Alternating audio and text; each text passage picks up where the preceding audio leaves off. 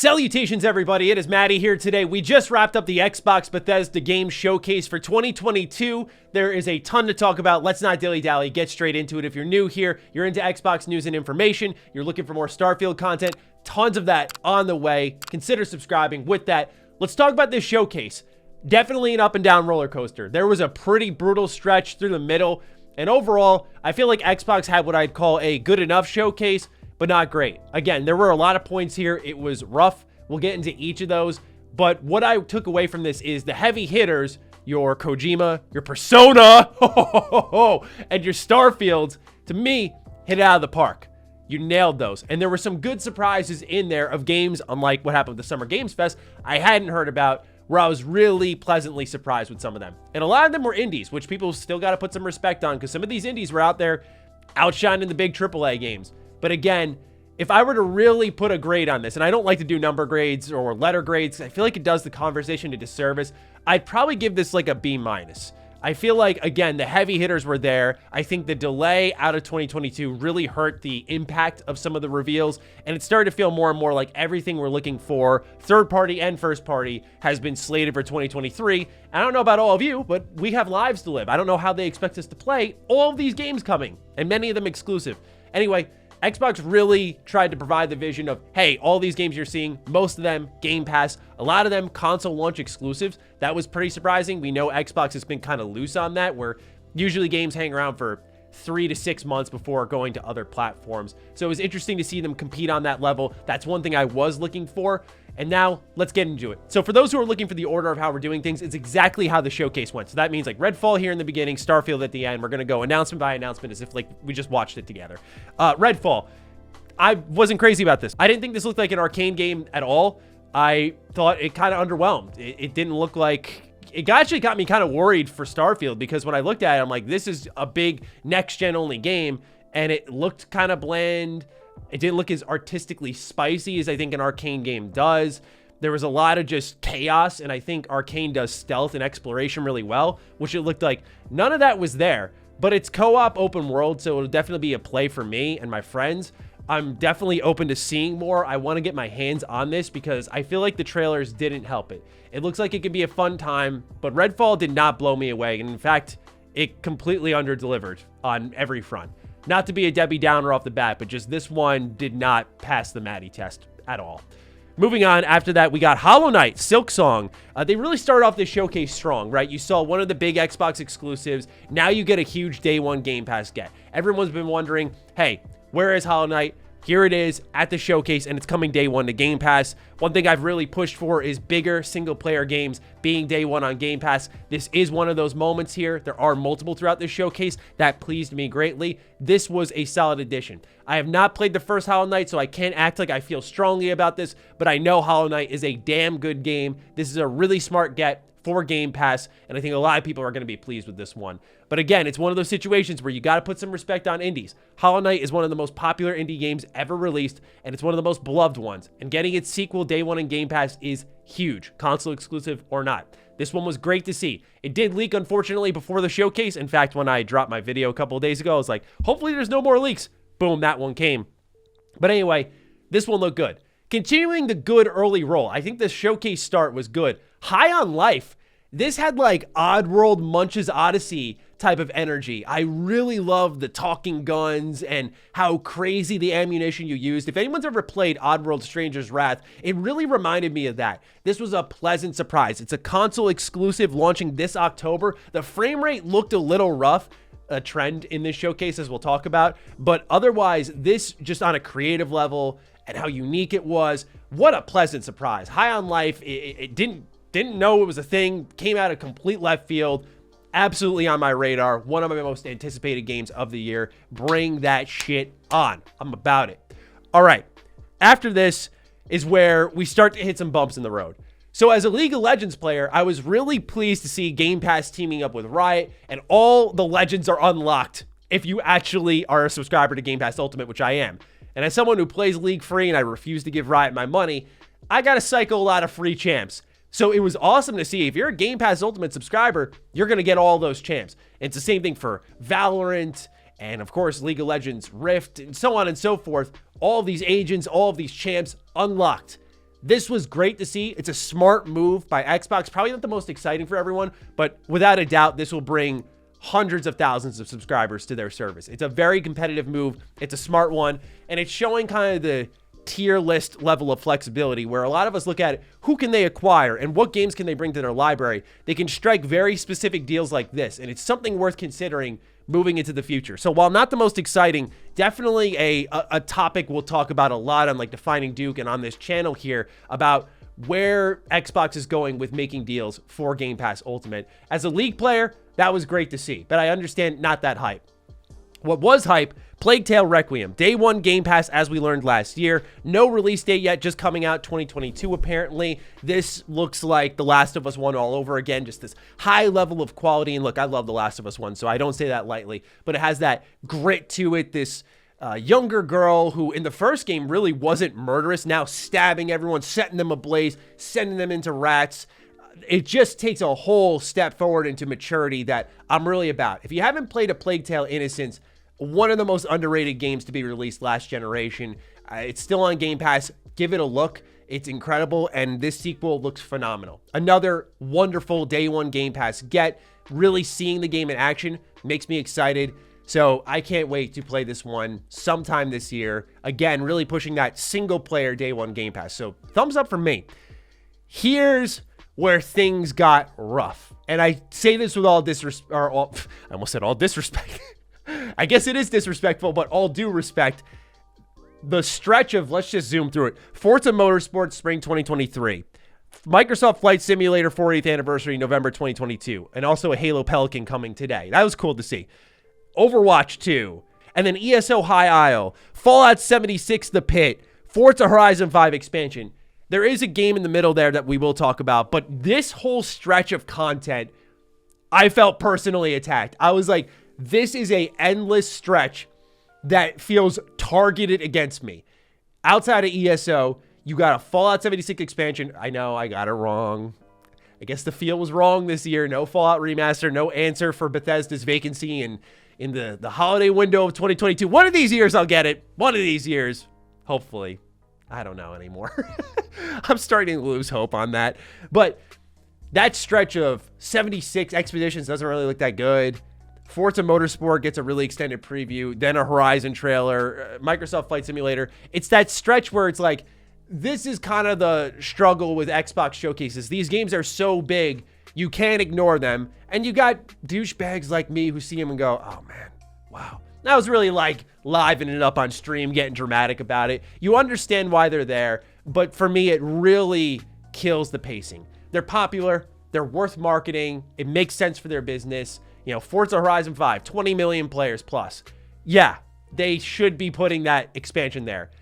What's interesting is Halo wasn't there. And we'll talk about other omissions, but Halo Infinite missed the show. As I predicted, I will say I got that one right. I had a feeling, and it makes a lot of sense. So it's interesting to see other games that seemingly are doing better did show up. But that stretch, just to put it simply, because I don't want to get really overly negative here, because I think it takes away from the conversation about the games, but this was the worst stretch of the showcase. It was at that moment I went, okay, like we hit some speed bumps in here, Redfall kind of underwhelmed, and now we're in this gauntlet of like uninteresting games, and more importantly, things we already knew about. One of the things that hurt this showcase, in my opinion, and really lowered the grade for it, was I saw a lot of stuff I knew, and what's interesting is the stuff that we knew sometimes didn't even provide clear content as to what was happening. Like Overwatch 2 is like, yeah, I know this exists. Okay, it's coming this October. Cool. Right. Like, I knew all this already. So what's the point of this trailer? That's the thing, is some of these didn't feel like true announcements, if you will. And so I think it really hurt the show. Now, in the middle of all these announcements is what I thought could have been a great one, but it is a little underwhelming in how it was executed. It's one of the rare, I will say this, CGI trailers. It was Aura History Untold. This is Project Indus by Oxide. So for those who want to cross a project from Xbox Game Studios off your list, this is one of them. This, again, could have been a great announcement, I think, but because it was CGI and knowing it's an RTS, I like RTS games, by the way, but just knowing it was a CGI RTS, it just didn't convey to me what the vision of the game was. It just seemed like another humankind, another civilization, which is great, by the way. Just, I want to see a tangible game there. I don't know why they squeezed this announcement out for a RTS when there was nothing ready to show, especially given the rest of the show did have a lot of gameplay, and that was excellent to see, by the way. A refreshing change of pace from the last number of Xbox game showcases, but I'm not going to get overzealous with complimenting them for that. The standard should be gameplay. Sorry. But I felt like this announcement fell flat. Speaking of games that we knew about and we ended up seeing another CG trailer for, Ark 2, console exclusive as we already knew, coming 2023. Not much to say on that. Never played Ark before. Again, another game I was just like, okay. Now here's where it picks up a little bit, I think. Scorn. It's coming October 21st. This one was kind of an obvious appearance at the showcase. We all had a strong feeling just given the way that the developers were really over promoting and doing like the eye emoji, like, yeah, we might be there, we might be there. You just knew it was going to be in here somewhere. October is a perfect launch date for this. It's a creepy, gross looking game. I do wonder how the gameplay is going to be, if any at all. It kind of gives me medium energy of like just trying to be tech porn rather than like actually being a video game. A lot of the animations are slow and stiff, and you see like the goo slowly pulling apart. There's blood on everything. You're like, have these long umbilical cords in your stomach. I don't know. It's a gross, weird game. I'm totally about the atmosphere, and I want to learn more about it, but I feel like they've had a lot of chances to show me something, including like 10 plus minutes of gameplay years ago, and I've seen the same thing over and over. So I'm not really buying into this yet, but it's coming out this October, a 2022 game exclusive to Xbox. They also showed, this was a great one, Flintlock Siege of Dawn. Early 2023, Xbox console exclusive. This was announced a couple of months ago. They already said it was going to be day one Game Pass. I like this one a lot. This, exactly one of the things I've been asking for. It looks different. Kind of got some God of War energy with the axe and the third-person camera. The mid-air dodging looked pretty sleek.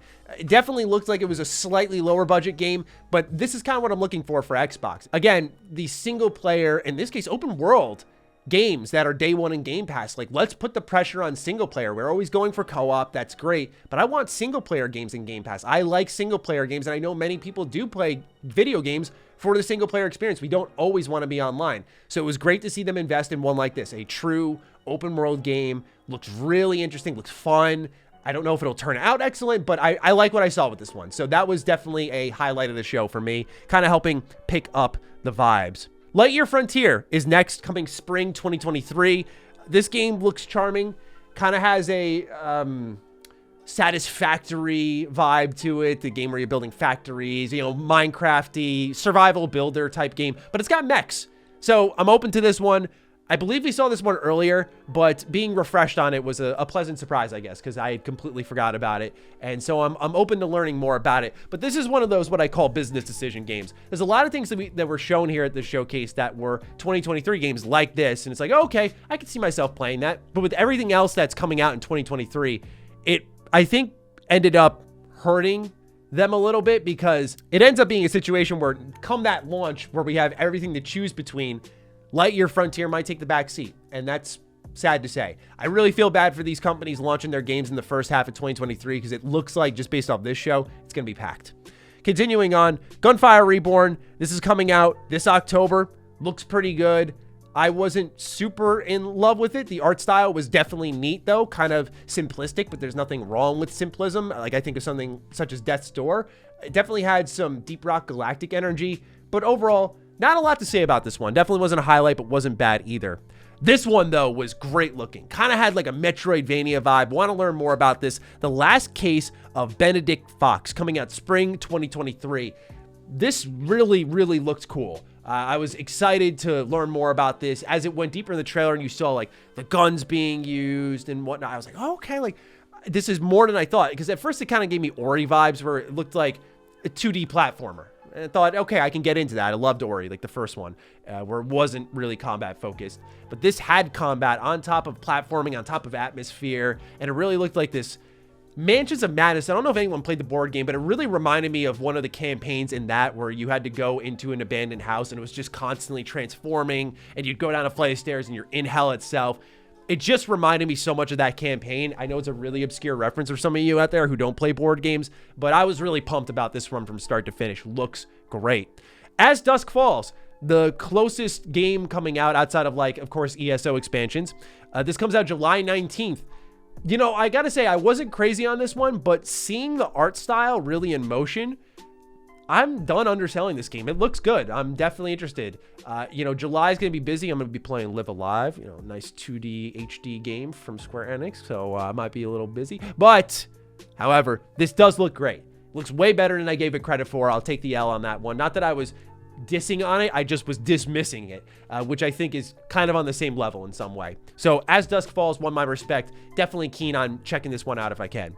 Another kind of announcement of a thing we already knew about, Naraka Blade Point. It's coming to Xbox. They're doing, they have a Battle Royale mode already. They're doing a campaign. This is June 23rd, so this is also pretty soon, but it's a thing that already exists. It's not like a brand new release. So, I don't know. Not really interested in this one. Sword fights looked okay at best. One of the best games of the show, and I am biased on this one, Pentiment. Pentiment looks great. The art style is like these paintings on a wall. I loved what they did with this game. It's like that, but Disco Elysium. And I love that Obsidian can make these games, like these indie style games as a big studio. It makes them so exciting to watch because it's not just, it helps soften the blow of No Avowed, as we know. There's No Avowed here at this showcase. That really stung, but seeing something great like Pentiment, I love that they're not only releasing it, but putting it in a holiday period and giving it room to breathe. Looks excellent. It's directed by Josh Sawyer, so I am all about this one, and I could totally see this being like, just by namesake alone and RPG sake alone, a Game of the Year contender. I've never played Disco Elysium, and I know it's kind of got that vibe, but this one's more artistic, so I'm really jazzed to get in on this one and learn more about it. But again, kind of a murder mystery RPG with multiple branching paths, and I can't wait to see how you can make the game collapse on itself. That's the best part about RPGs, and I know Josh Sawyer loves that too. Next from Obsidian was Grounded 1.0. They really got me on this one. When I saw the TV kind of panning out, I went, oh, we're doing this. We're doing this. Okay, we're Fallout. Oh, it's Grounded. Now, Grounded 1.0 looks great. I'm about it. It's coming out this September. Obsidian really helping fill out this fall window. It's a game that I have yet to go back to. I think out of every survival builder game that I've gone through, I kind of want to check this one out. I really do. Again, you can call me biased. It's understandable. I love Obsidian, so I'm open to whatever they're doing, and I really like the idea of like them having 2 releases this fall, and they're both smaller games. And now are they going to continue building on top of it? I'm not sure, but I'm really pumped to see the final version of this game. So Obsidian showed up. They really delivered, I felt, with what was there. Unfortunately, no Avowed. We'll talk about that later. Next is Freerand Shadow Legacy, console exclusive 2023. Kind of like a shadow crawler game where like everywhere there's light, you would definitely be spotted. Kind of remind me a little bit of Origami. I thought this looked good. I like stealth games. I think we have a scary vacancy of great stealth games. Like, I think it's been since Dishonored 2 that I can really think of off the top of my head that we've had a truly tremendous stealth game. Of course, there's ones like Prey, but I think that was a little more action focused, where Dishonored was just up there. So I'm open to seeing what this game is about. I hope it does deliver because I want more stealth games in my life. Continuing on, one of the games of the show as well, Diablo 4, coming 2023, the Necromancer reveal. They showed gameplay on Series X. It's in an open world, 150 plus dungeons. There's PvP. You can get attacked out in the open world if you are like this champion, so people are fighting you for loot. I really can't get enough of this because after reviewing Diablo Immortal and seeing all of the mechanics that they put in that game be brought to Diablo 4 and done better, I'm like, why would... Like, that game was competing for your time with Diablo 3. Now I'm like, why would you ever play Immortal seeing what they're doing with Diablo 4? It's not anywhere close to where that vision should be, and Diablo 4 absolutely nails it. This game looks great. I think it was smart for Xbox to exercise their relationship with Activision. They didn't say day one Game Pass or anything, but we know once the Activision acquisition is concluded, this will be one of those games that comes day one to Game Pass, and that will be huge for Xbox. And this is absolutely an ideal Game Pass game. If this was a 2022 launch and it wasn't coming to Game Pass, that would have stung a little bit more, perhaps. But it also depends on when the deal is done for Activision and Xbox and when this game releases. Because if this releases just a couple of months ahead of the acquisition, I think it doesn't come out day one on Game Pass. It'll come out on Game Pass when the deal is closed. So that'll provide an awkward moment for some Xbox fans excited for this of like, oh, it's only 3 months maybe and it'll be in my hands. Should I just wait? So I'm curious to see how that impacts performance of the game, but it looks excellent. One of the best games of the show. Sea of Thieves, they showed off Season 7. Makes sense, kind of that Forza energy of like, yeah, this may not be everyone's most exciting game, but it's one that matters a lot. Coming July 21st. Next is Ravenlock, coming 2023. This is a game that's from the developers of Echo Generation. That art style didn't speak to me, and this one's largely the same, but it feels like they refined it more and it looks less blocky in certain areas. This looks wonderful. I'm really curious about this. This is one of those indie standouts, and I'm glad they gave it time towards the end of the showcase. Again, the last third of this showcase was really well paced and had a lot of big announcements and big reveals that I was a fan of. Obviously, the best they saved for last. Cocoon as well looked pretty interesting. This is day one on Game Pass. I thought that this kind of inside style of game will speak to a lot of people. I haven't played Inside yet, so I apologize first and foremost because I heard it's excellent, but I know this will speak to a lot of people. The art style for this looked great. The animation quality was really high too, so this is one I'm keen to learn more on. Day one Game Pass, smart get for Xbox on an indie level. Then moving along, here's where they really just, Maddie, we got you, brother. Here you go. I've begged Xbox to make Japanese support a thing. So Team Ninja, the developers of games like Neo 2 being one of my game of the years when it came out in 2020, comes around and says, here's Wolong Fallen Dynasty. It's coming early 2023, day one on Game Pass. Let me just tell you right now, probably my favorite Souls genre game, outside of Elden Ring and Bloodborne, is Neo 2. Team Ninja is the best competitor that FromSoft has right now. This is a Japanese game that I've been asking Xbox to like get in on. Like, this looks like the style of game that they normally wouldn't have day one, let alone on Game Pass. Like, they just wouldn't be selling it until years later. This is what I want, Xbox. This is the energy I want. Striking up these partnerships and revealing important games from Japan on your stage. This was a key partnership, but the more key one was finally them announcing Kojima and Xbox have teamed up, as Jeff Grubb had leaked. This partnership has been confirmed. They're going to be using the cloud to create something special. And this was, I feel, a combined message from Xbox. We got one of the top developers in Japan working with us that we've worked with in the past. We've got the most renowned Japanese developer of all time working with us.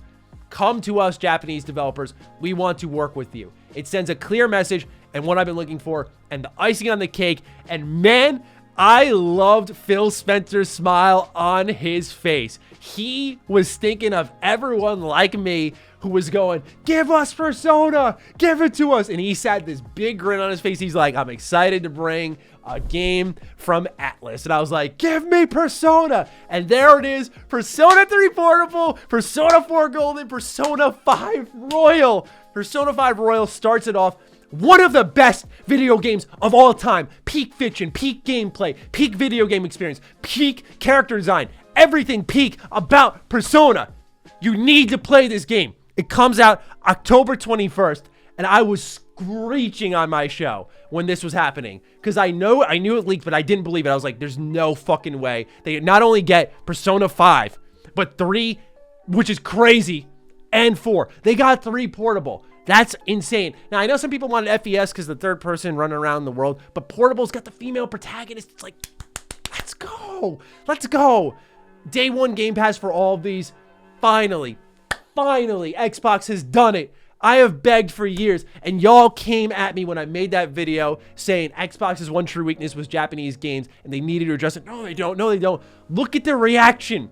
Look at the reaction. This shit matters. This shit matters. Don't tell me I'm extreme. This matters. This deal is important because what does it mean that when Persona 6 comes around, I bet your ass that shit's coming to my platform. Let's go. Okay, I'm done being a boss man. Game of the show for me, of course, Todd Howard, Starfield. Now, I have some lingering concerns. And I know with my reaction video being out, and now me hyping it up again, a lot of people are thinking I'm going to ignore that. I'm going to have a full, dedicated, critical conversation about the game. But right now, I just want to say this game delivered on everything I was looking for. Was the gunplay underwhelming? 100%. Was the performance concerning? Yes. 1,000+ planets, my procedural generation heart started to beat a little bit. I was like, oh, okay, I want handcrafted stuff, Bethesda. So yes, there are some concerns. I will expand upon those later.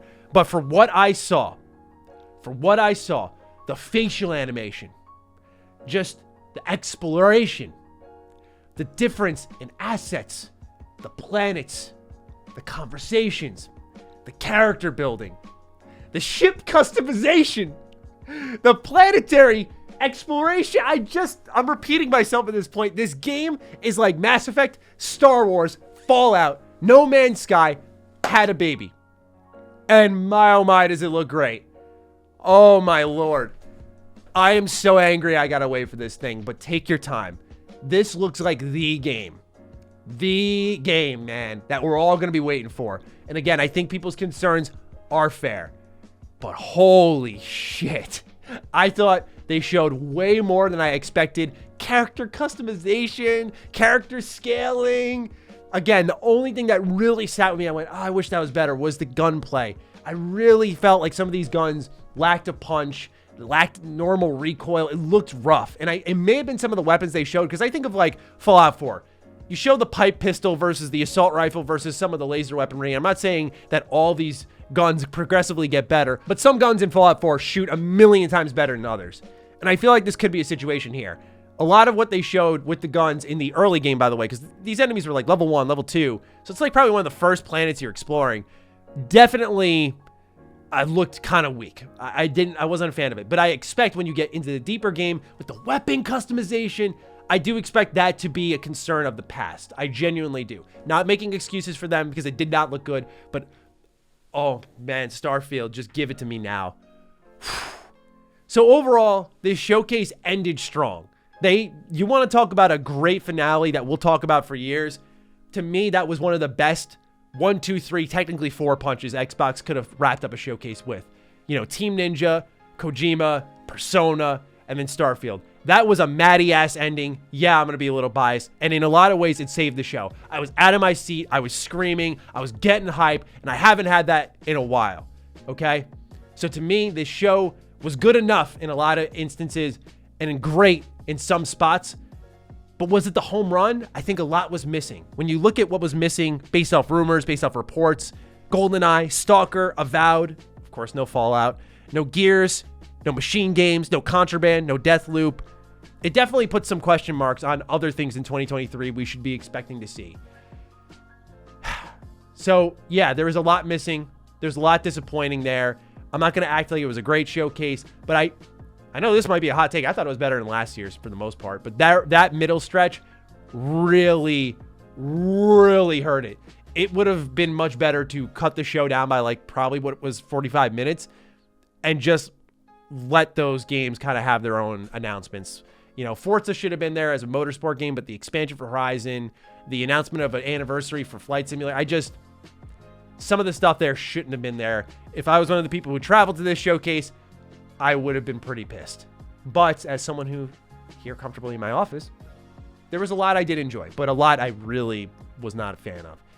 So those are my thoughts and the recap of the Xbox Bethesda Showcase 2022. We have much more content on the way, so let's wrap this up and move on to the next video. Let me know what you're thinking in the comments down below. Be sure to follow me on Twitter, follow me on Instagram. Those links are in the description down below. And a big thank you to all the patrons, all the members who continue to support the hell out of the content here. Stay sexy, stay active. I love you all. Peace.